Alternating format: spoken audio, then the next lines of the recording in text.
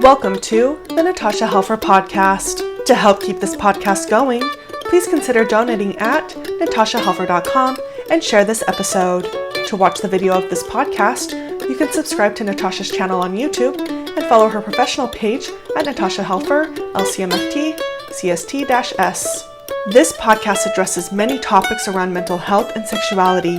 It may not be suitable for minors. Some topics may elicit a trigger or emotional response, so please care for yourself accordingly. The views, thoughts, and opinions expressed by our guests are their own and do not necessarily reflect the views or feelings of Natasha Helfer or the Natasha Helfer Podcast. We provide a platform for open and diverse discussions, and it is important to recognize that different perspectives may be shared. We encourage our listeners to engage in critical thinking and form their own opinions. The intro and outro music for these episodes is by Otter Creek. Thank you for listening.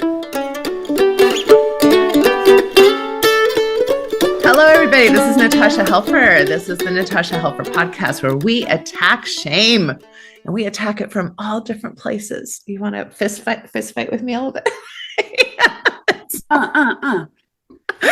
Shame fighters, here we are, right? We want to get rid of it. It's not helpful. It doesn't serve any purpose. Shame doesn't serve really hardly any purpose other than to get you to conform to groups, because we need groups at some level for survival. But in general, it's not very helpful. So we just try to attack it. And today I have my wonderful friend and colleague, Aimee Heffernan.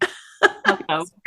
I just can't say how much I love you. And she's just a force to be reckoned with. Just lovely personality, lovely colleague, has done so much in her own life as she's a sex therapist. And she is definitely, interested in a lot of the same things I'm interested in as far as religious trauma and sexuality and reclaiming ourselves and our lives in many ways from the systems that have, in essence, robbed us of so much. And what we're here to talk about today is cannabis and sexuality. One of my favorite topics. So thank you for having me on for this. Yes. So I'm just going to turn the time over to you. I'd love for you to share maybe a little bit more about yourself personally. Okay. Get started for those who don't know you. Okay. We'll dive right in. Okay. Well, I feel just like always so lucky to have any association with Natasha. I feel very much like we are on a team, like circled around with lots of other therapists in the world that we operate in. And I think both of us have always had a real shared love for the same topic. So I think Natasha and I are very kindred spirits. You've been such a wonderful mentor to me really through my whole life and through my whole career. I've looked up to you as an aunt, my cute little sex therapist aunt up there that's just speaking up and never being afraid to say things in a microphone. And honestly, Natasha, you've just been such a beautiful strength for so many women, and you're just an icon. And I feel so lucky to be orbiting with you in your orbit. So I'm excited today to talk. So I'll just tell you a little bit about me. I have been a Seattle therapist for 15 years. I was working up in Seattle. I'm a marriage and family therapist. That is my education. And then as things went on, I could tell I'm definitely into the sexuality things.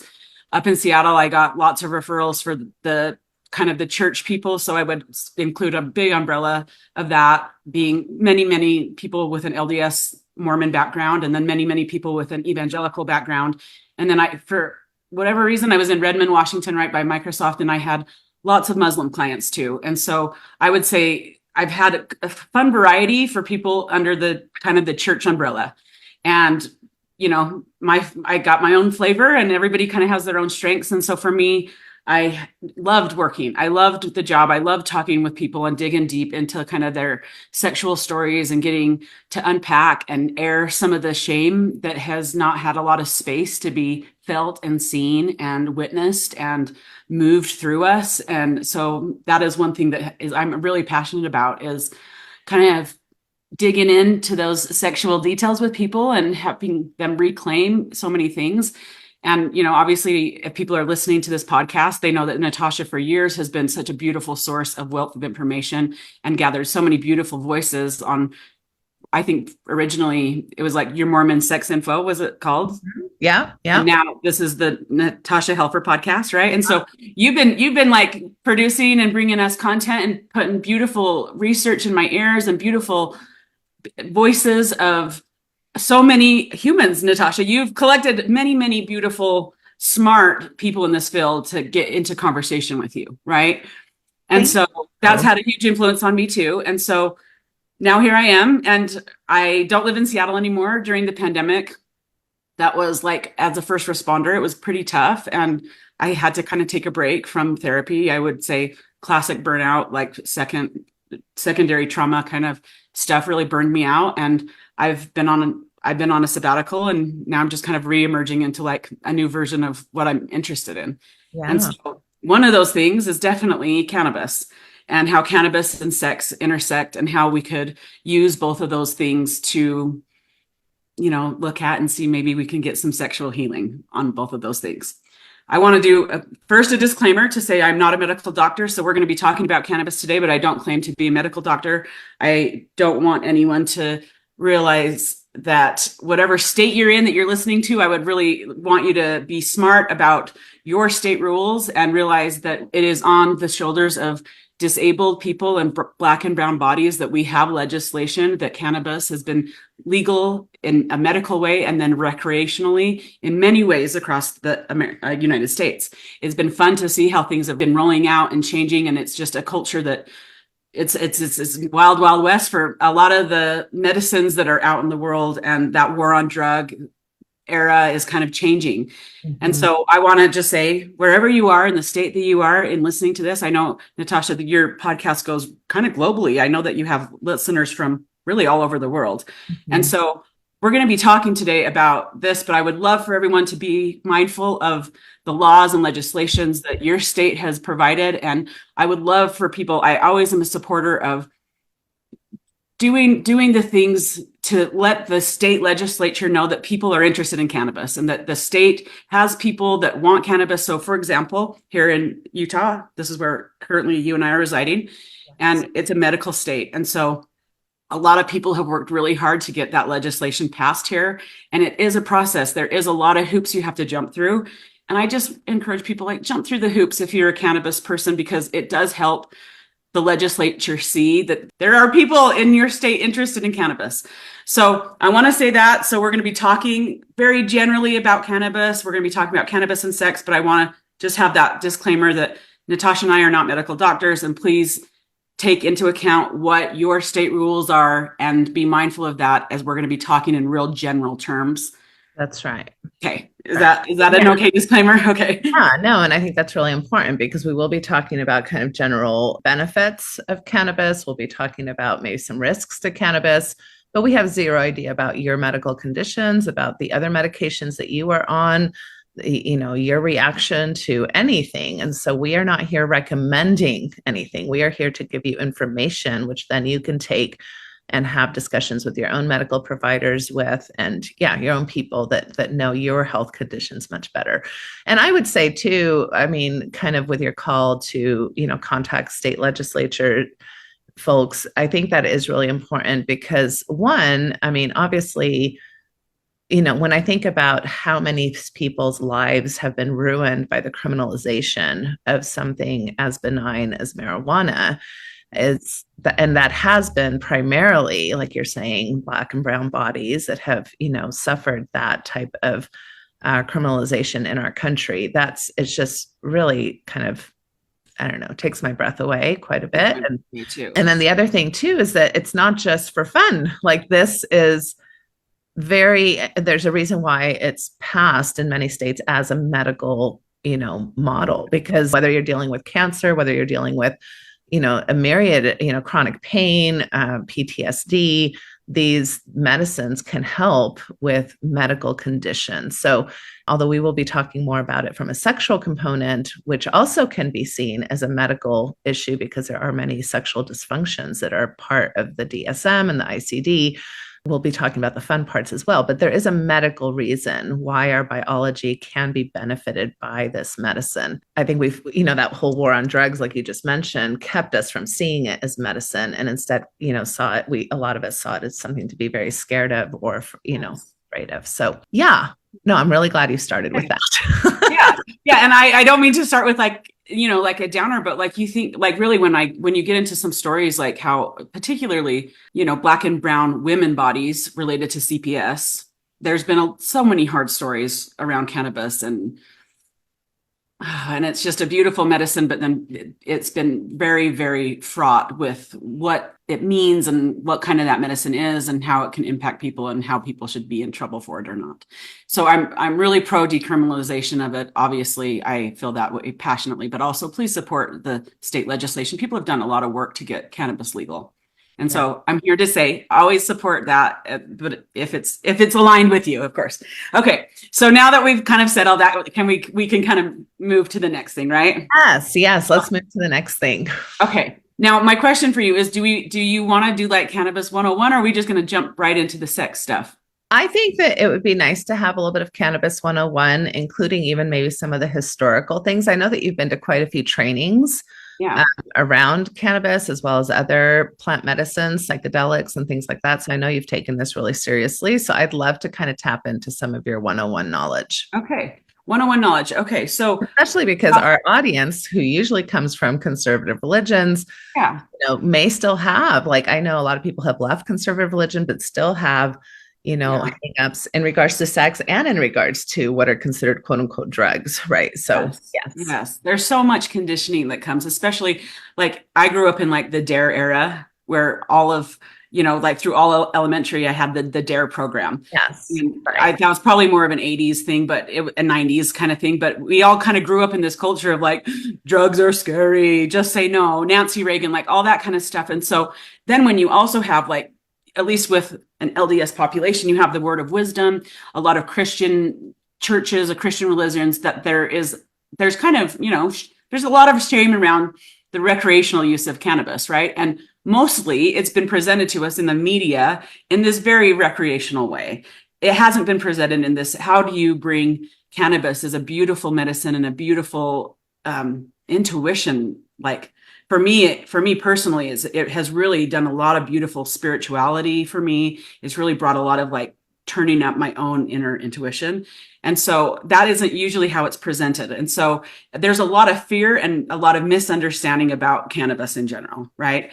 Especially when you come from like it's so scary and like all of these awful things should be happening. Okay. So first off, I want to say not as scary as probably you have inside you, but also cannabis isn't for everybody, right? Just the same as like when people start introducing alcohol or trying other substances, I say, you got to figure out what works for your nervous system. Some people, alcohol doesn't work great. Sometimes cannabis isn't great. And so you gotta figure you out. So number one, not for everybody, but for people that are interested, this is for you. We're going to be talking to people that might be interested. Okay. A lot of times cannabis. So I want to address the word like marijuana. That's been a word that's been used a lot. That word is kind of in the vernacular, just like all words. Sometimes there's some changing around particular words, right? So marijuana has some roots of racism around particularly the war on drugs with Nixon. And so just FYI, marijuana is a word right now that is probably not used as much with cannabis. So cannabis is the word that is emerging as the like, let's use this word. Okay. And so until that word changes, I'm going to just not use the word marijuana. Okay. Because I've been told not to. And I just like with pronouns and things, words change in our vernacular. And so marijuana is one word that I have been aware of is kind of changing in this world. So just putting that out there as like an FYI, you might want to be mindful when we use marijuana, the word marijuana. And that's just to be clear, the negative connotations that in particular affect Mexican Americans and also like, especially, the Central American folks and peoples. Yes. That I think it's like the with the war on drugs and then the cannabis coming from Mexico and then just saying all the marijuana. So I know that word is kind of controversial right now. So I'm just going to say that out loud. Okay. Almost like it's a word for BIPOC folks to reclaim. Exactly. And I'm here to support whatever that looks like. Okay. So cannabis. So there's lots of different ways that you could use it. There's a lot of different forms that it can come in terms of whether you smoke it in like a joint, whether you vape it from like a vape pen, there's concentrate. There's a lot of different ways. And I think probably, should I spend time with that or probably not so much time? Not a whole lot of time. Just, okay. I think That's good to know. Okay, there's lots of different ways. There's a few different kinds of strains. A lot of people will, typically you'll hear a sativa and an indica. Sativa, they usually say, is a little bit more of an up kind of strain, and indica is more kind of a down. They say indica couch. So you're kind of going to be like a little more relaxed and settled. Okay. So those are kind of, and then a hybrid is somewhere in between. Some people really care about the strains. Some people say that they don't mean anything. You can use your own imagination. I like to really connect with my cannabis, and I like to connect with the strains. And so I really identify as a witch now. And so for me, it's a medicine where sometimes those strains have certain magic powers, and I just like to believe it. And whether it's true or not, I don't really care. So that's kind of where I'm at in my life. But I do think the strains are fun. And I do think it's fun to remember what the strains are named, and they have fun names, and it's just fun part of the culture of cannabis. And so you're kind of going to hear different things. When it comes to sexuality and strains and different, like, is one better than the other? I usually just say, I don't think it really matters. I think what is going to most matter is the setting. If you're going to want to try to say, how can I use cannabis and use sex and try to figure out if that's a little combination of a cocktail that I like to enjoy, then I usually say, I don't think strain matters too much. Okay. I don't want to jump ahead too much, but any questions about indica, sativa? Yeah, no, I would agree. I've heard the same. Some people swear by noticing some differences, others not so much. But I think finding a strain or a brand or a type or a way of ingesting the cannabis in a way that feels comfortable to you is probably most important. Right? Yes. Some people don't like the vaping and the smoking because of the coughing and the discomfort with that. Other people don't like the edibles because it's harder to know when it's going to hit, right? And things like that. So it just kind of depends. And you have to be just maybe a little bit experimental to find what's the best fit for you. You do. And that's why, to some degree, being in a recreational state adds a lot of ability to kind of practice and try little things. But if you're in a medical only state, you can also go to the locations, and most of they call them bud tenders, or the employees, I call them the bud tenders, but the people there that are helping you, they are so knowledgeable, and they can help you with any questions that you have about the different forms that you could take it in. There's lots of edibles, there's all kinds of things. So I would suggest going into whatever your local joint is and asking a lot of questions. They're usually very gentle in helping you, like, not feel so like stupid in your question asking. They're really, really pretty helpful. And so I always suggest, hey, go and like tip well, because, if they're helping you well, then you give them a little extra tip. But usually those bud tenders have a lot of knowledge on what might work for you specifically. So if we're not addressing what is a specific question that the listeners have, I would just say go in really open-hearted and generally, and then it's a whole world where you learn a lot of things, just as if you were going to be like a wine connoisseur person. There's lots to learn out there in the cannabis world. Okay. Right. Okay. So strains, let's see what else, ways to use it. What other 101s do we need, Natasha? Well, maybe just a little bit about how cannabis works in the system. Like what, we think of alcohol as a depressant. We think of cocaine as a stimulant, right? So maybe just a little bit of information about what it is that marijuana is, how is it interacting with our bodies, and what it's doing. Okay. So the system that the cannabis interacts with is called the endocannabinoid system. Okay. So in cannabis, there's different molecules called cannabinoids.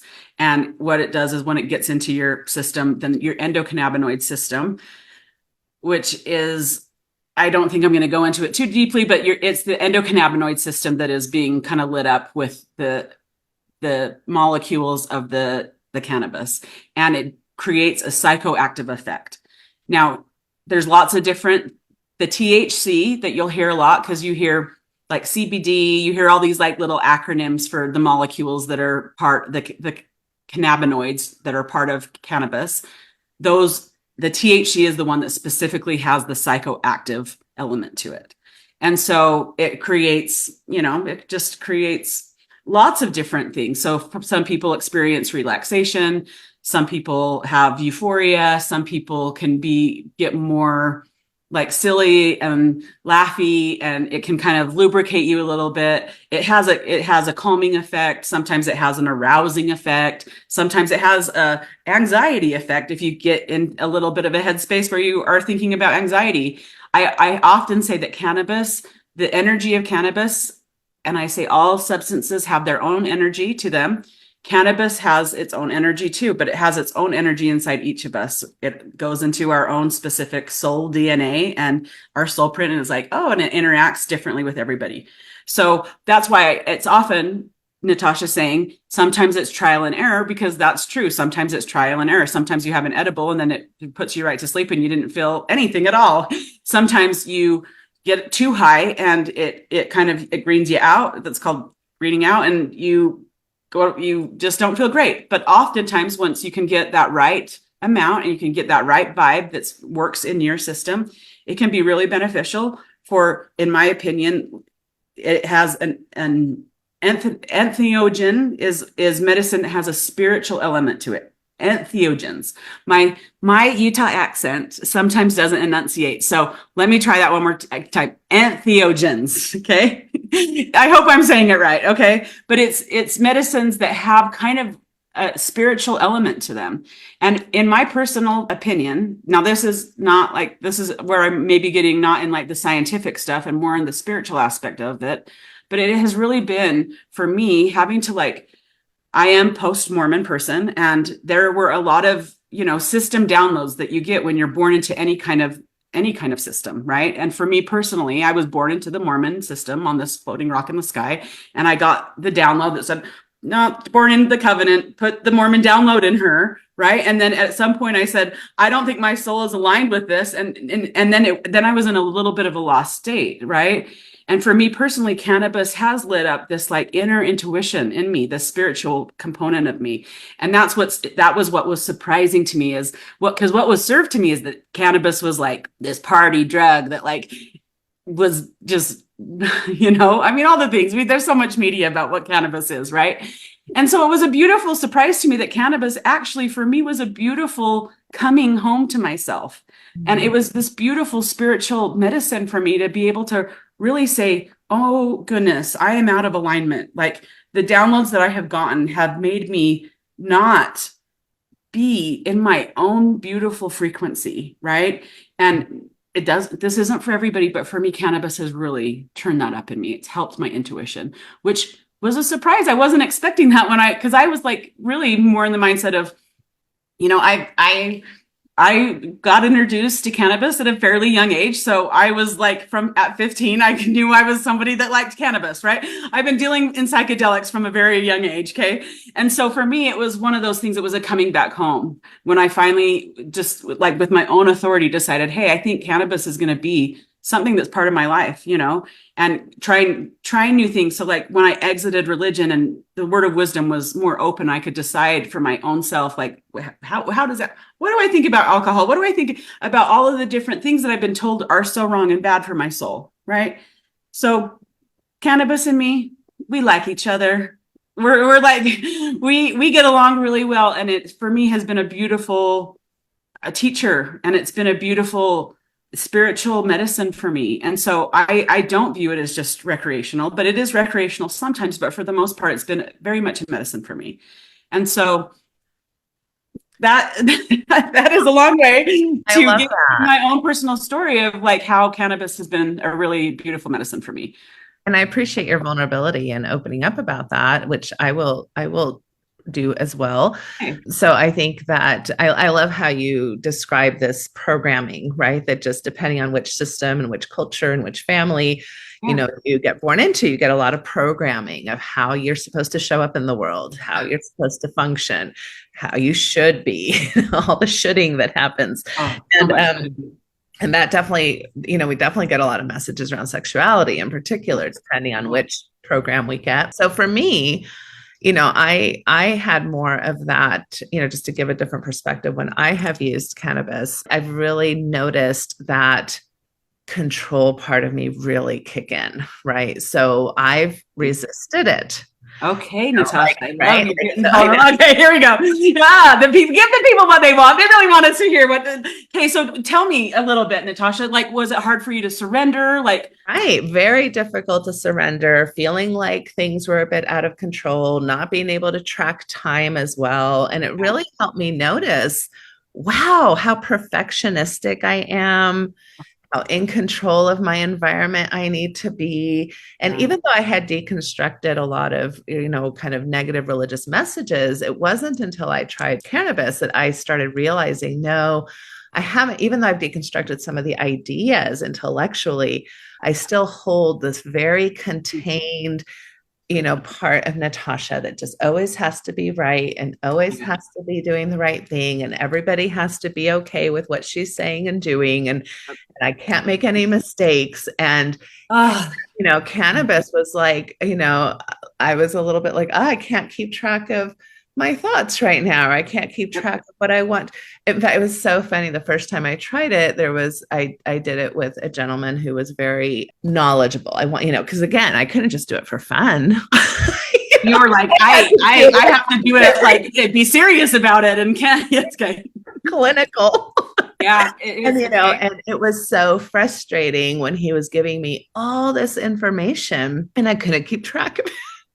Or at least I didn't think I could keep track of it right in that moment. And then I would have questions for him, but then I'd kind of lose track of my question that I wanted to ask. And so I was having a real battle with perfectionistic Natasha, right? And so that's been very interesting to me as I have used it more, and then also have had some sexual benefits to it as well over time. But so I just want to offer that perspective, because if people try something like this, that resistance, that fear, that, all those things that you just said, all those messages that we were given saying, this is your brain like being fried up like an egg or something, it'll never be the same, was very difficult for me to overcome just those initial messages. I mean, and you don't even realize sometimes how many messages there are.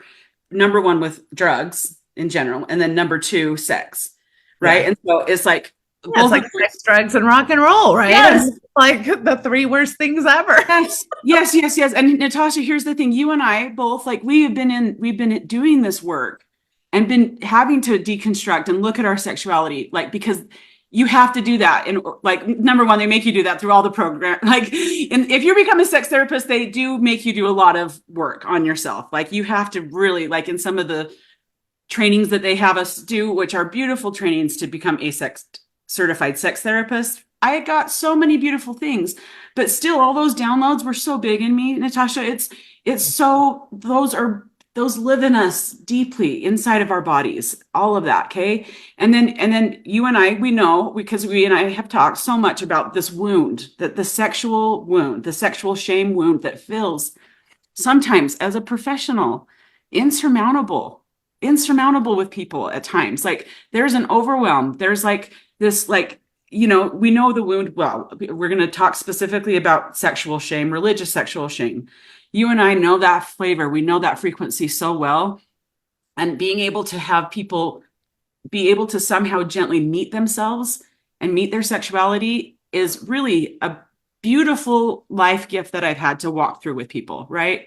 But Natasha, you even saying, Kate, you is like, ooh, powerhouse, Natasha Helfer Parker, getting sex communicated, like all that stuff. And even with all of the work that you've done to unpack your sexuality, there's still some stuff that sticks with us, right? Yeah. And so to me, I mostly worked as a clinical professional in a state that was recreationally legal. Okay, so now I'm going to be able to say I can speak to talking to many people about sexuality and cannabis because I could in that state. Okay. Without having people were using it. People were recreationally using it. They could get it anywhere they wanted. So of course it came up in sessions, and of course it came up in how do I unpack some of my sexual shame?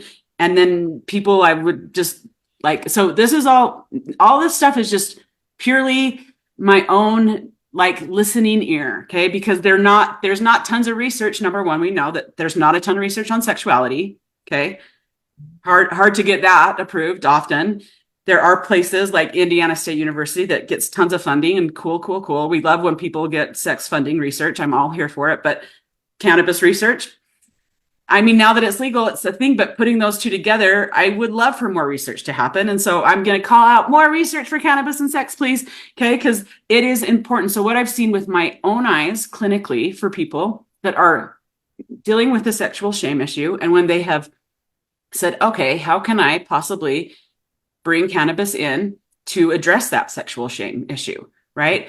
Ooh, one of my favorite things, because what I've noticed is it's different for everybody. Okay. So you're going to have to practice and, figure out, do I like edibles? Do I like vape? Do I get a sense of how does cannabis work inside me before you try to introduce sexuality to cannabis? Okay.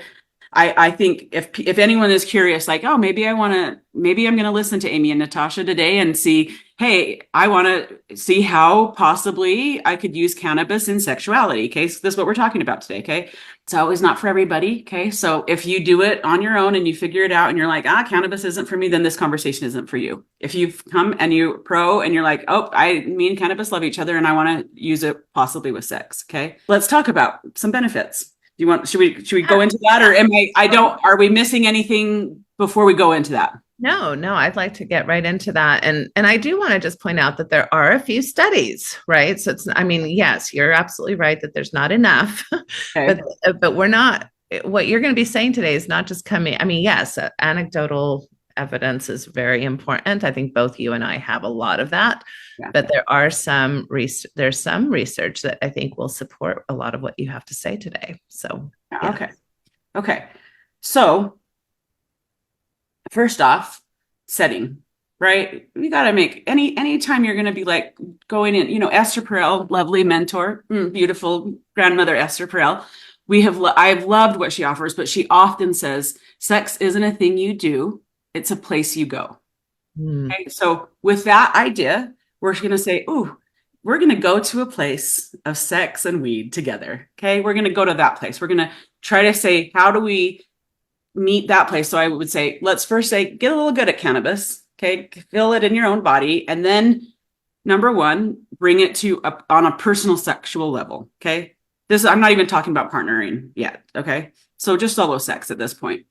Now, Natasha, like you and I both sat with lots of people who they are not even comfortable with their own bodies. Like, right. There's been so much junk messaging around their sexuality that it's difficult for them to even meet their own self. Right. I know that many years ago, you and I even did a podcast on female orgasm, and I got so many responses, like people randomly just like always being like, I listened to your and Natasha's podcast and thank you for that. And like all the things.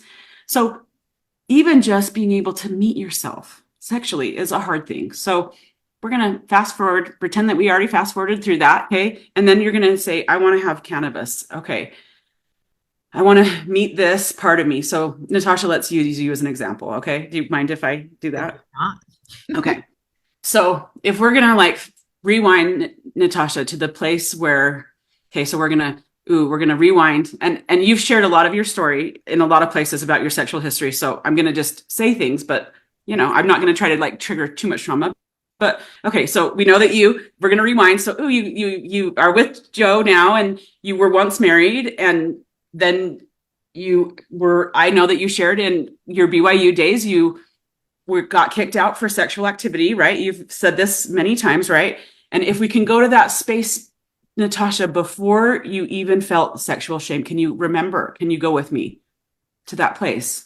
For me, especially with childhood sexual abuse, I think that I can remember possibly a few times when I was about 4 years old where there was no sexual shame. Okay. 4 years old. Okay. So we're going to jump past all those timelines and just go to 4-year-old Natasha, right? Where there's like that pure sense of, oh, I belong to myself. My sexuality is mine, right? Lovely doll. She had this really hard porcelain head, which made it really helpful to grind against. Okay. So this is you discovering your innocent body at 4 years old. Yes. Getting arousal. I would not like with my little Lola doll. Okay. Okay. So this, I think, think of how many conversations we've had with people where it's like, hey, let's talk about before when your sexuality still belonged to you. And you're saying 4 years old, but then it kind of after that, Very quickly. Yeah. because the sexual abuse then is like, okay, then I got to give my sexuality away. Right. It just became very kind of, like worrisome. And like I felt like something was wrong, which there was something wrong. But I didn't know how to make sense of that, at such a young age, which probably started happening around the same time. Who knows if it had happened before, but I don't have recollections. So, okay. So then looking at your timeline, can you say, when did you then at any point say, okay, like obviously like religion kicked you out. Okay. They didn't like what Natasha was barking to everybody. Right. And I loved what you were barking to everybody, but they didn't. And so, but what have you had a point where you felt like you kind of were able to say, I'm going to belong to myself again sexually? Yeah. So, and this has been really interesting for me. I've been fairly honest about this too, is that I think fairly recently I was talking to my current partner, Joe, and saying, I don't know that I've had a sexual experience where there isn't a tinge of sexual shame that I'm still working through, right? Like when I'm talking to people of trauma, it's like, I talk about trigger interrupters, right? Like, so, trauma interrupters, like you're in the middle of sex and all of a sudden you're thinking about something that you're like, why am I thinking about this right now? Right.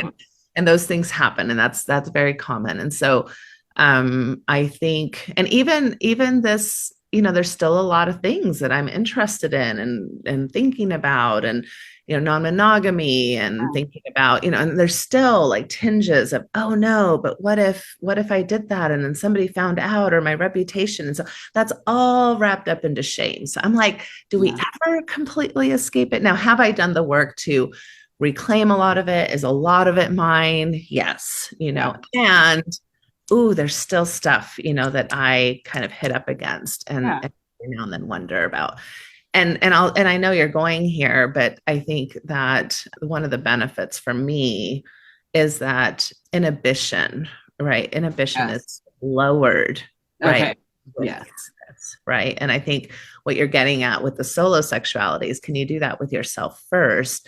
I've always had a pretty good relationship with myself and my masturbation as far as being able to do it, not necessarily shame-based, shame-free, but always. So for me, it was more about partnered sexuality, that's where I was really finding some, still some hesitations, even body image stuff, right? Like stuff that we get about our body. Oh my gosh, but think how many downloads we get about our body, right?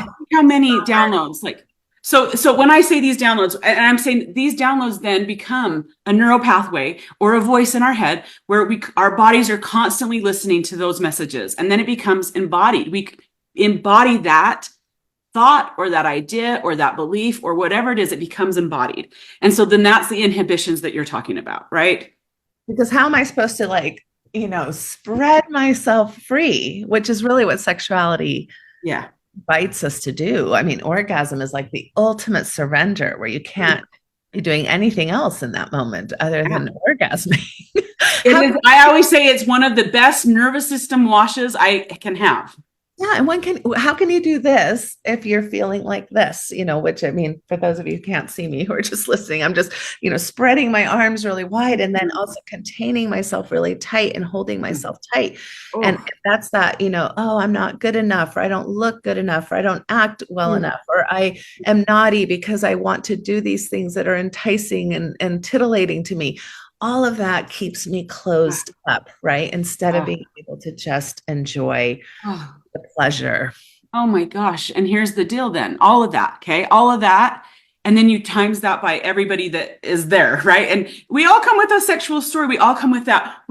Some of us want to be more wide open. And then, but yet some of these like inhibitions and the constrictions and all of the conditioning and the messaging that we've all had about being deviant or being too horny girl. Like, I mean, Natasha and I fall into a category of women that have always liked sex, right? Like, I think I'm the brand of girl that is a girl that likes sex, right? I'm a sex witch. I always say it. And so, and I think you too, Natasha, you've always had this like deep connection to your sexual self, but also it doesn't come for free. Like, it's not like we've all been impacted by the systemic messages around sexuality. And so, in my work and in our work, being able to really get into this history with people. And this is just like you, Natasha, someone that has been in the field for a long time. And even you talking about this like inhibition and like this desire to want to open up. And I think a lot of we are wild animals. We are wild animals, and our sexuality is this beautiful part of us. But we have been, the messages and the conditioning,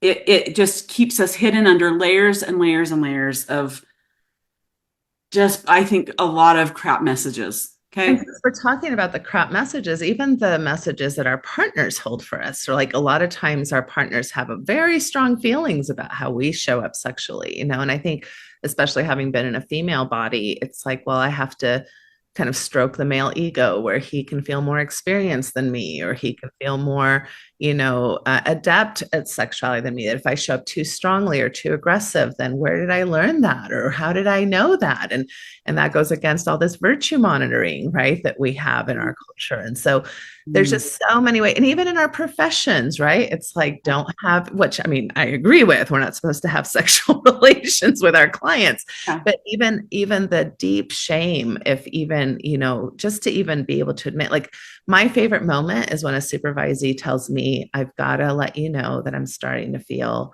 some attraction for this client of mine. And I'm like, okay, you just did something really hard in telling me that. Yes. Right? And just being able to admit that. So many times we know we have those things happen. It's normal for those things to happen, but we're going to hide it with all of that container of sexual shame, right? Yeah. There's so much in there. And sometimes, like, on a collective level, it has felt so sad for us. Like, I know that you and I share like a deep grief in what we have witnessed with our eyes around the inhumanity that has been just fallen on the church people, right? And you put any kind of queer sprinkle on that at all, and it's I mean, and not even like not even the queer sprinkle, just being human in a church where they give you these messages and the inhumane, awful, self-destructive words that people believe about themselves because of the messages around sexuality, right? So at times, like, I can't get in there and be like, let's have all those inhibitions quiet down. Like, I can't be like, oh, I'm going to come with my clients and show up in their bedrooms. Like, I can't do that, and even though they'll sometimes say like, oh, I was listening, I heard your voice in my head. And I'm like, okay, but like, and so, but the fact is there is that what fires together, wires together. Right. And what I have experienced in listening to years and years of people talk to me about their sexual history and their sexual stories is that what happens is that immediately there is pleasure and immediate shame after that. Pleasure, shame, pleasure, shame, pleasure, shame. That is a nervous system stimulus response that is hard to undo, that felt almost overwhelming, to be honest with you. To like the secondary trauma of that, witnessing of all of the sexual shame did burn me out. There is an element of that where I can point and say that made me sick, because people are sick. The collective is sick, right? And I've had to even then go to my own story, right? Like, I spent years listening to other people's stories, but then I have to go to my own story to see where that sexual shame, where I have given my authority away deeply. Yeah. And that reclaiming of sexual self is a beautiful, difficult process that I've had to work for on a personal level. Okay. So not only the stories that I hear, but my own story where I like you, Natasha, you telling me, 4 years old. Oh my goodness. Right. Oh my goodness. That's when you lost your sexual autonomy and authority to say, what fires together, wires together. And it's pleasure, pleasure, baby, not pleasure, shame. It's pleasure, pleasure for all bodies, all bodies. Our pleasure parts can be stimulated. Okay. So now we get into, okay. So we now see the problem. Okay. The sexual shame. How do we, there's many solutions, but one tool that I have found is weed, cannabis, and because of just anecdotal talking to people, I can say, okay, sir, that is leaving Mormonism. Okay, I'm going to just do amalgamation. Okay, like sometimes when I use clinical examples, I just take from a whole bunch and say, but we're going to do like, here's some archetypes of what you see. So oftentimes a Mormon man, okay, many of them are very, very good men that want to do right by themselves, right? But their messages of you're deviant, and if you look at porn, and if you do other things, do a little bit of touch your penis, all the things, you're like a deviant, you're doing a sin next to murder for some of these. Some of these people feel that the act of just feeling pleasure in their body makes them feel like Satan himself, this little like scary creature, like this mythical Satan thing, just it encompasses them right after that they've had this beautiful, pleasurable release of experience. And it's like, what do we do about that? How do we shift that in people? And it's hard. Okay, it is a hard task. Okay. I have noticed that when people are comfortable with cannabis, and what I often say is that usually probably about 20 minutes after onset, if you start feeling the things, and oftentimes like blood can go to the pleasure parts really easily when you are on cannabis. Okay. Things are different. Your inhibitions that normally tell you should feel naughty and shame for having this pleasure turn off a little bit. Mm-hmm. And if you can get yourself in I say cannabis is suggestible. So suggest sex. Okay. Now we get into the Emily Nagoski stuff. Okay. Love her. Come As You Are book. She just wrote another one. Just Come Together. I'm going to be a big fan of Emily. She's another mentor. She's another Mama Emily teaching us so many beautiful things. Well, one of the things that we learn from her is this model of our brain. Okay. The brain and the heart are the biggest sex organs. Okay. And oftentimes the brain is what continues that sexual shame to replay over and over again in us. And cannabis can, for some people, quiet that for a little while. Quiet that little voice that tells you how deviant you are and that you're a bad Mormon boy or you're a bad Mormon girl or you're a bad Mormon queer person or whatever it is, or evangelical. It doesn't even matter, right? It just is whatever the conditioning is that they say you land in a family system and then they say, gather round, children. This is the myth of the world. And here are the things that you need to believe about your body and about becoming married and what sexuality means. And a lot of those messages stick in us, even though you've left and you say, I'm deconstructing it. I don't need to, all the things are done, but it's like, it still lives in you.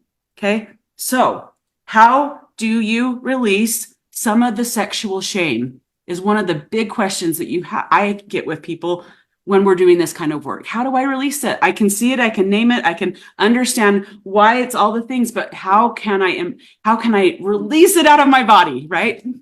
And it's different for everybody.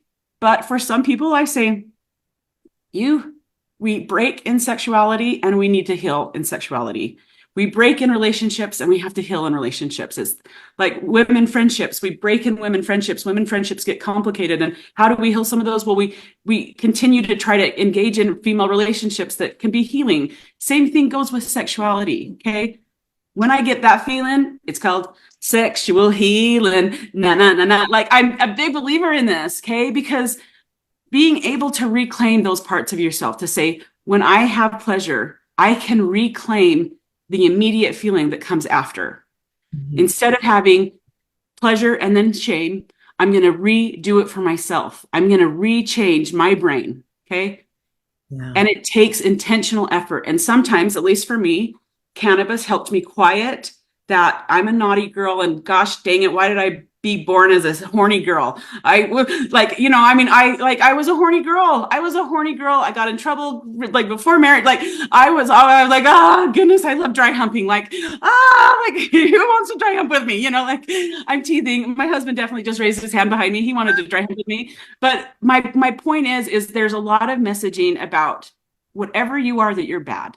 Yeah. Whatever you do to feel pleasure is you should immediately feel like you're doing something unbelievably wrong.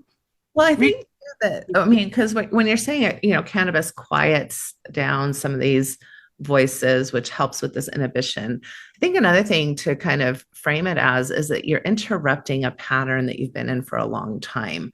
And sometimes we need like a little extra. I mean, we can do a lot through talk therapy. We can do a lot through reframing. Yeah. can do a lot even through practice. I often say, well, you have to practice things in order to get comfortable with them. It's just like playing the violin. You can't just pick up a violin and be good at it all at once. Yep. However, I think where plant medicines, whether it's cannabis or ketamine or psychedelics or whatever people are using, is something that will automatically help interrupt what is happening in the moment, right? Right. And so not that it's like a cheat sheet or something, but it kind of does almost help you kind of cheat your way out of some of those really difficult work processes, because now there's something in your system that is actually helping interrupt. And when people say, well, but that's not natural, Natasha, I'm like, well, you know what? Sexual shame isn't natural. Your anxiety around sexual shame is not natural. That has been implanted in you, and that is not a natural way to be. And so if you need something also that comes in from the outside to help you break up what is already unnatural, I think that's a good framing as well. You saying that the amount of sexual shame that I experience with this population, like the church population, right? Shame is a normal, natural feeling. Dr. Lisa Diamond she has beautiful information on this idea. Remember when we went to the conference, the Rocky Mountain Sex Summit, Lisa Diamond presented this beautiful, beautiful information. And she's been on your podcast, I know. So I would say everyone go listen to Lisa Diamond talk about shame. Did she talk about that on your podcast? Yes. Okay. Yes. Okay. So this would be feelings 101, mad, glad, sad, scared. Or I often say those are an easy way to think about the main 4 feelings. Mad, glad, sad rhymes. Scared is the other one.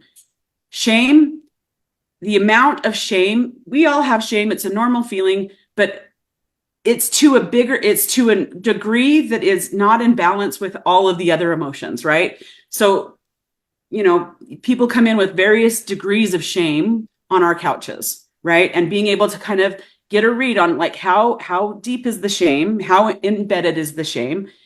It's different for every single person, and then every single contained couple or whatever unit you're working with, right? And so really being able to tune into how deeply is that shame. Sometimes it's going to take a little bit more work, like you said, the practice, going to therapy, being able to say the things out loud that are the beliefs, that are the core beliefs that are creating the shame. Being able to pull those out and unpack those are really important. That's why obviously Natasha and I care about sex therapy. That's why we're always engaging in these conversations. But when it comes to cannabis, I have seen for people, not for everybody. It's not for everybody. I'm going to say that out loud as many times as I can. This is not for everybody, but it is for some people. And it has been a powerful tool for people to be able to turn down all of those little scripts, all of the narratives that we have that are older than you can imagine. Natasha, you even saying you can go back to only 4 years old. It's sad. And this is true for many people where they can't even remember a time where they felt like their sexuality belonged to them. Right. And that process of coming back and belonging to yourself is hard. It is a hard process. For me personally, cannabis helped me come back to my sexual self in a way that didn't feel shame-based, in a way that didn't feel like I'm a naughty girl. It was how beautiful. Now, Natasha, you saying you're very comfortable with your solo sex experience. I've had many, I would say adult men particularly, around their own private masturbation, because not only do you then have all the years of the bishop, the dentist that was just 2 streets over, or whatever guy that was then spending a lot of time talking with you about porn and masturbation. Those men had no training, and those men had to live with their own sexual shame also. And then they were asked to be bishops, and many of them just continued to pass down this generational trauma around sexual shame. Right. I believe deeply that it just keeps getting passed down. It is generational, and we need to figure out how to stop the patterns. Okay. And this is obviously, Natasha, you care so deeply about stopping this. And I love it. I love it about you. It's one thing that I've always admired about you. Okay. It's like one of the reasons I'm so thankful to know you and to be in your sphere of influence is to say, you do really genuinely care about people's sexual shame, and how do we release it and how do we undo it? Okay. Natasha's offered many ways on her podcast to talk about that. I'm just going to say one way. Do I think it's the only way? No, heavens no. There's lots of ways, but I do think that when people can intentionally come to cannabis in a way to meet their sexuality and learn to possibly, how can I have this help me belong to myself and have a little quieting of my mean sexual self. Like that sometimes that voice is our own, sometimes it's the voice of our parents, sometimes it's the voice of church leaders. So there's all kinds of voices that come through on that. But being able to really sit with yourself and love that part of yourself and really be able to make sense of your own story, your own individual story, and how and when and why you gave many parts of your sexual self away. It's beautiful to be able to gently bring them back in gently. Yeah. Well, so I know we only have about 10 minutes left. I want to get really into kind of the experience of cannabis as much as you'd like to share. And by the way, Stacey Fox says, my favorite people, great subject. Love Stacey Fox. She's a therapist up in Seattle. And I'm yes. Yeah, she's great. Cannabis can be amazing for helping people be embodied for the first time ever. So that's another, kind of shout out from a therapist who's sharing this thing. And I also want to share a quote from a New York Times article that says, this is back in 2019, but Dr. Lin, who's teaching at the St. Louis University School of Medicine, was the lead author of a study published, which interviewed 373 women. So that's a fairly large sample about cannabis in an obstetrics and gynecology clinic in Missouri. And of those, 34% reported having used cannabis before sexual activity. And most of those said it resulted in increased sex drive, improved orgasm, and decreased pain. So there we go, right? I'm going to celebrate all those things. Yes. Right. So you started off by saying, inviting us to think about the setting. Yeah. How it maybe getting in touch with, if you're going to try cannabis, maybe trying it for, reasons just to see how it sits with you, how you function with it. And then maybe moving to a space where you can say, okay, now I want to use it intentionally for my sexual pleasure, for my sexual shame. What are some ways that you have seen people do that? How does that work? Okay. So let's talk first solo sex and then we'll move to the partner sex. Okay. Yes. So for solo sex, I usually just say, like, anytime, even when I'm trying to invite someone to have a more positive experience with just your own sexual play, you have to say, shut all the doors, turn, like, get like your phone off, get your kids, like, get it in a space where you think, oh, I can really like sink in here. Right. And usually I say it's probably best about like 10 or 20 minutes after onset to start engaging that sexy brain. Okay. That Emily Nagoski brain that she talks about accessing all your senses. Okay. Everybody's got different things. What do you like? What starts titillating you? So start suggesting yourself. So I always say cannabis is very suggestible. So if someone's like, ooh, I love to read the Thorn and Crowns, whatever that like sexy fantasy stuff's going on. What is it? What is the book called? I don't know that one, but I know there's a lot of them. There's some book right now. It's like, some kind of fantasy sex book, and women love erotica. So if you're into erotica, if you're into visual, like the sexual visuals that you like, if you're into sounds, like there's this Tumblr called Sounds of Pleasure, and it's like even just hearing people making noise, and like it can kind of help you get all your senses. So smells, light a candle, like create a space, like. That is not like I'm doing, because most of the time people have done solo sex in such this like quick secret, I'm going to hurry and do this thing. And I'm like, embrace it. Say, I am doing the thing that I always felt naughty to do. And I did it in secret and I did it in hiding. No, we can create a setting where you can have a little bit more energy that way. So about 10, 20 minutes after onset, I say, start turning on that sexy brain, prepare, just get in the mood, suggest the cannabis will help guide a little bit. And so then I would say, just, and see what unfolds. Right. And then if something comes up, you said these kind of trigger warnings or like these little trauma, little memories that sometimes bump up. And if that comes up, be with it, put your arousal on pause, be with that part of your story, that's coming up. Don't ignore it. Don't just say, don't wash away. Just say, oh, that was so sad. Like, I think many men that I love working with men, and many men that I've sat with, even into their 50s and 60s. I remember a particular client deep into their 60s and being able to finally, with cannabis, be able to meet himself in a way that was not shame-based. And it was such a beautiful experience for him to say, I felt guilty to first my bishop and then my stake president and then my wife, all of these years that I have like secretly had sexual pleasure for myself. And being able to just allow yourself and give yourself permission that this is not a dirty act. This is not something that you need to feel sinful about. This could be met with pleasure and then pleasure. Pleasure and pleasure. Let's change the pattern. Unspell the spells is what I say. Unspell the spells. Unspell the spells. Unspell the spells. And partly is being able to release and to have a beautiful sexual experience without immediately going to that shame place. And so that would be my challenge to people. That is my challenge to people often, is saying, how do you meet your sexuality and change the pattern, change the neural pathway, and you have the power to do it, right? Because you have the power to give your sexual authority away, even though it was not part of my informed consent story. It was what was offered. And I had to give away to the bishop that is the dentist that had no sexual training. I had to say, I did this thing with my high school boyfriend. And then like, what? No. It just creates a really weird pattern of not being able to like claim your own sexual self. Okay.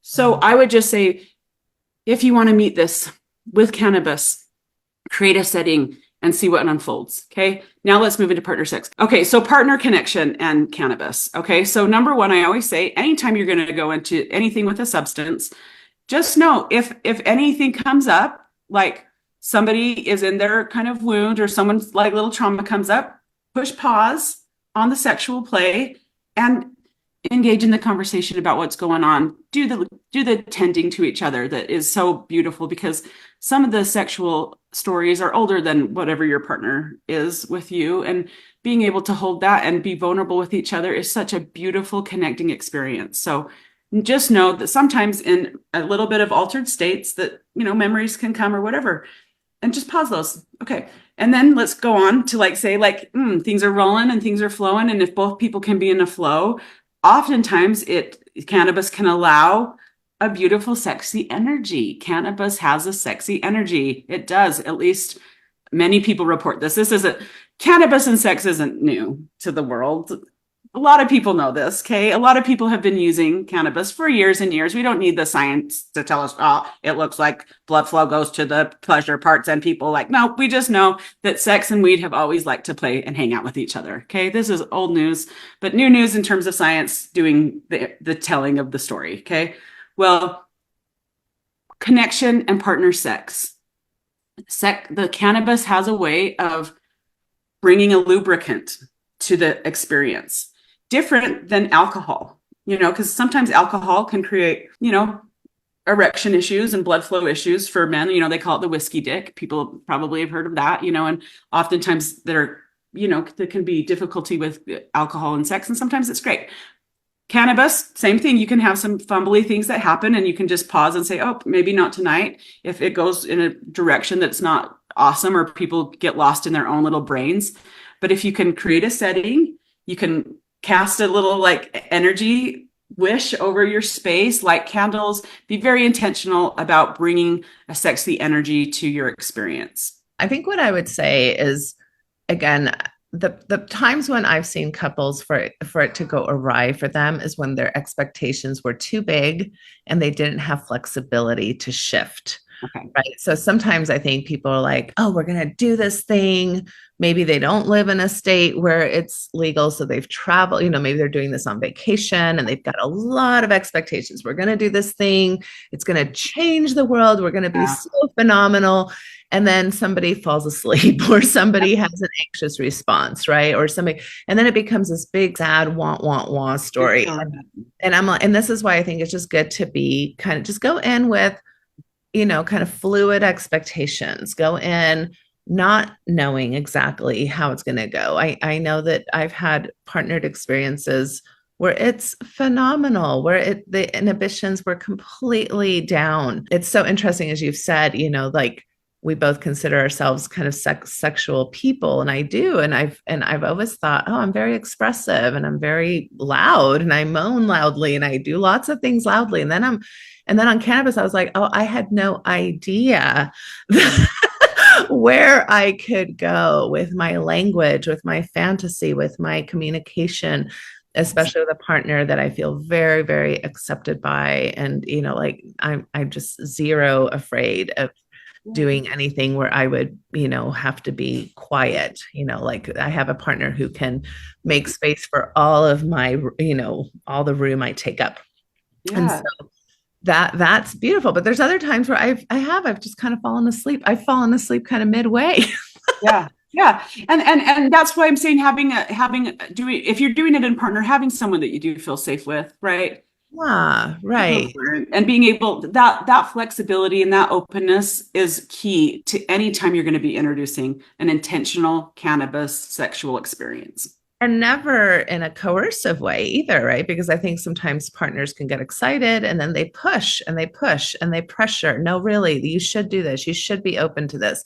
What's wrong with you? You're, especially coming from religious cultures, I see this weaponized a lot. Our sexual shame is weaponized. It's like, see, you haven't deconstructed enough. You're not open to this. And I'm like, that is never going to be an approach that's going to get you what you want. I don't know how louder to say that, but pressuring somebody into cannabis use is not necessarily going to be, a healthy way to approach it either. And that's why I say, feel like I would want, if people are doing it in a partnered way, I want both of them to be aligned in wanting to do it, right? And obviously informed consent and creating any kind of sexual rules in terms of what that container, what those kind of boundaries are for that container. I think those are always beautiful things, right? Anytime, even when you're doing kinky play, you always kind of got to establish, hey, what's okay and what's not okay. And so going into it preemptively, having those conversations just is good sexual communication for one.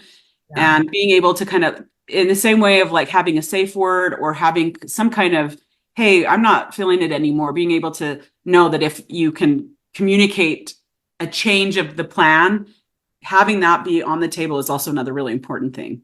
Right. Yeah. Right.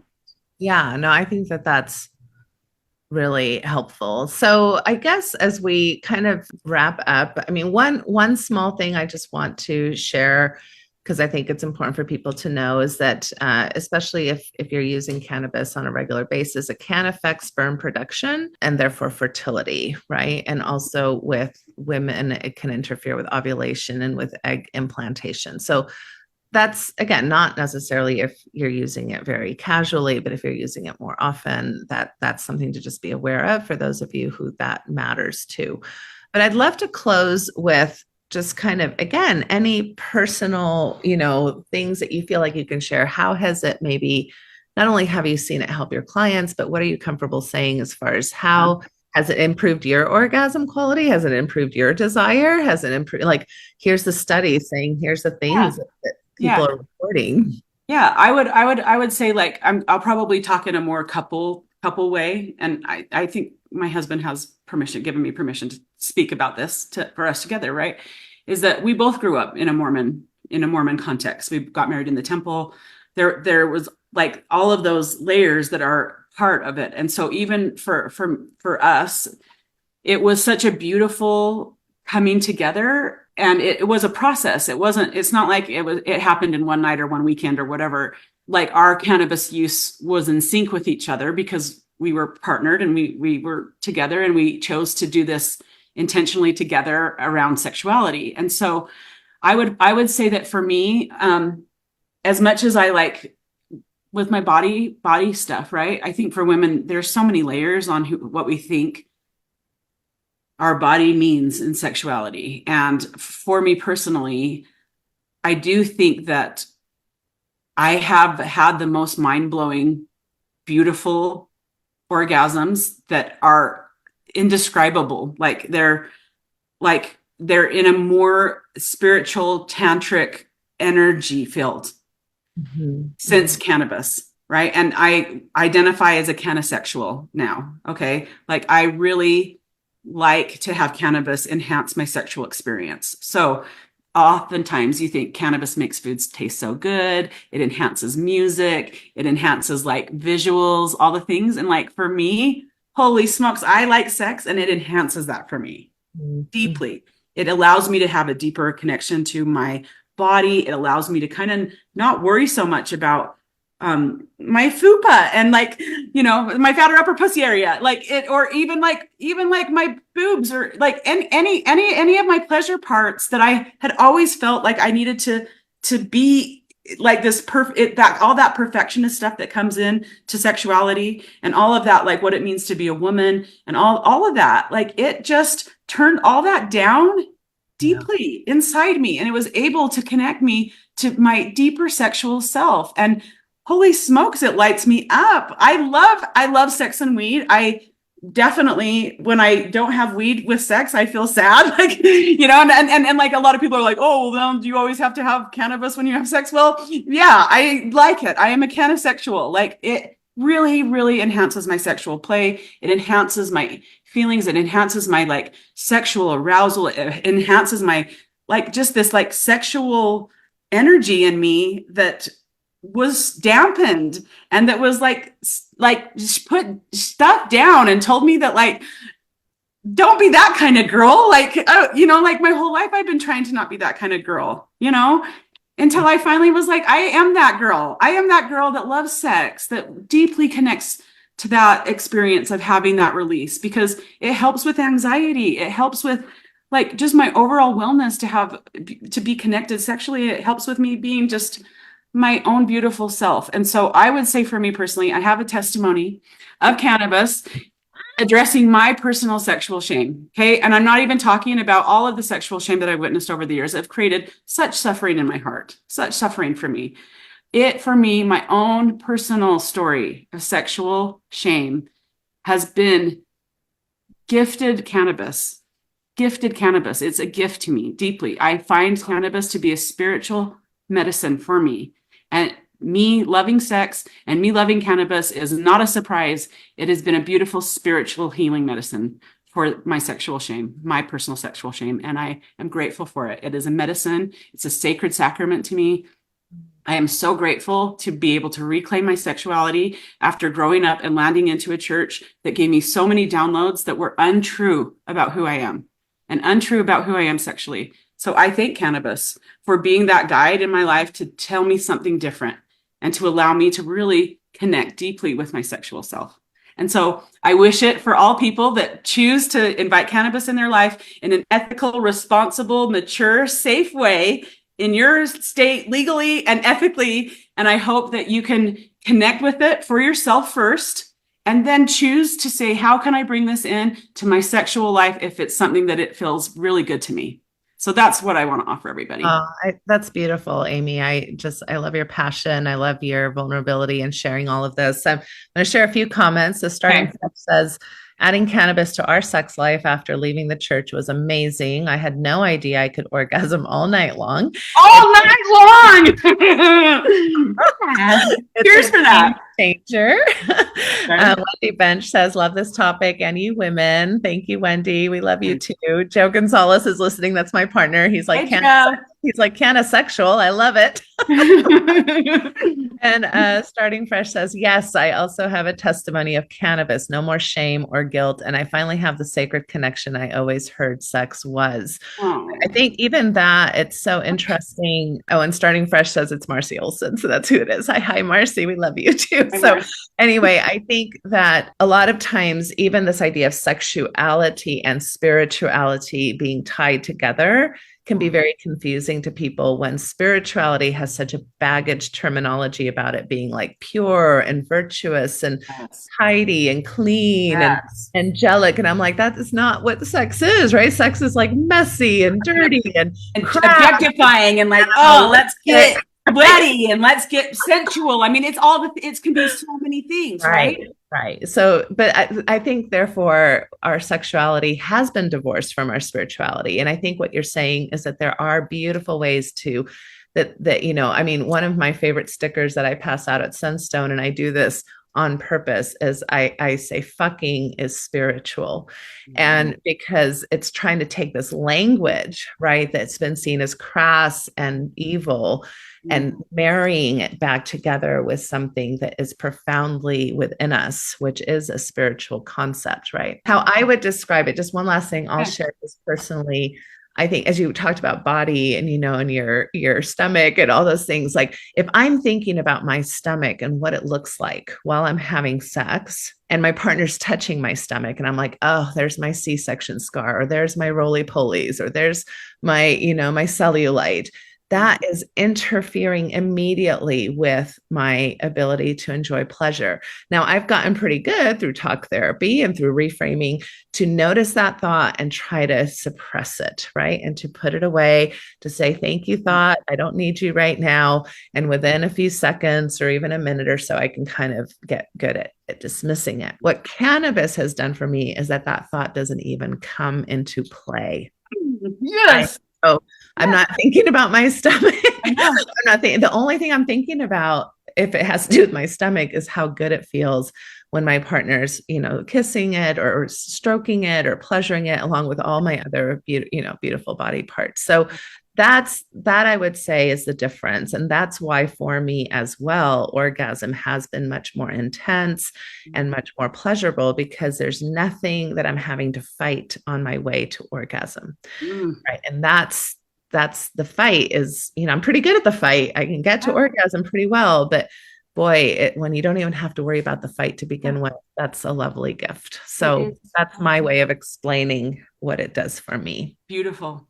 It's a beautiful sensory experience that allows you, Natasha, to turn off some of the stories. Yes. And for me too, it allows me to unbelievably be present in the experience. Mindfulness. Cannabis has been a beautiful teacher for me for mindfulness, to the point now where I don't necessarily need cannabis anymore. It taught me how to be present with the experience instead of body monitoring or shaming myself or telling putting whatever on the experience judgment that was there. So I'd love to hear that from you. Well, Aimee, as always, I love you on my show. I love having these conversations with you. And I can't wait till we get together and just I have loved being in the fight against sexual shame with you. It's been so fun. I love you so much. I love being like in a sisterhood with you and feeling really, really deeply connected to this, like really what we've witnessed as therapists over many years, this suffering that is unnecessary suffering. So I want everyone that's listening, please take moments to think about your own sexual shame story and your own history, and think back when you felt like was the last moments where your sexuality belonged to yourself, and then think about how to reclaim that, whether with cannabis or not, right? Because life is short. This is one tool of many, and you're right. Yeah, you're right. So, well, thank you, Sister Warrior. I love you. Love you too. And let's all just have some pleasure, Pleasure's the measure. Pleasure's the measure, baby. Back to her. So thank you, everybody. Okay. Take care. Bye-bye.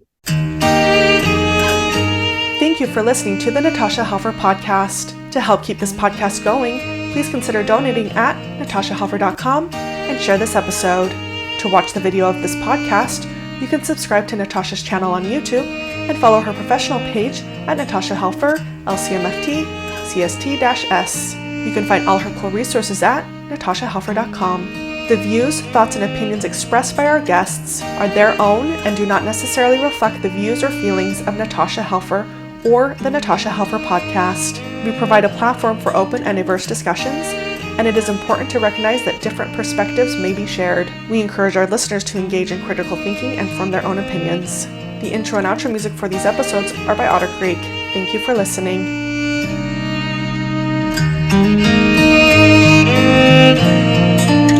There is a place where time slows to nature's pace, and there is space there to find yourself in her Some places should be left alone. Now tishki say the Navajo, so we can always go to the homeland of the heart.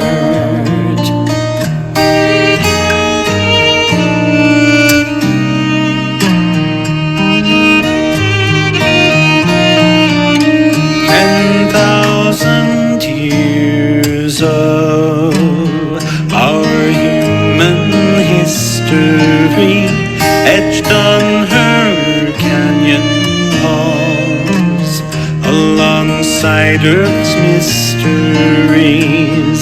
Some places should be left alone.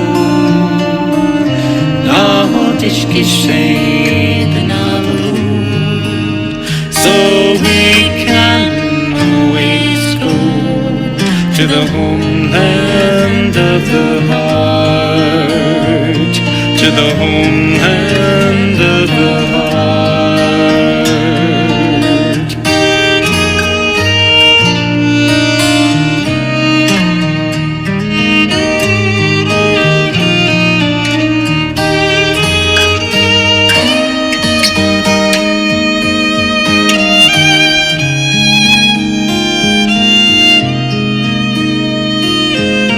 Deep in our cities, we sleep without her stars, yet still her presence sustains us from afar. Some places should be left alone. Now tishkishay the Navajo, so we can always go to the homeland of the heart, to the homeland of the heart, to the homeland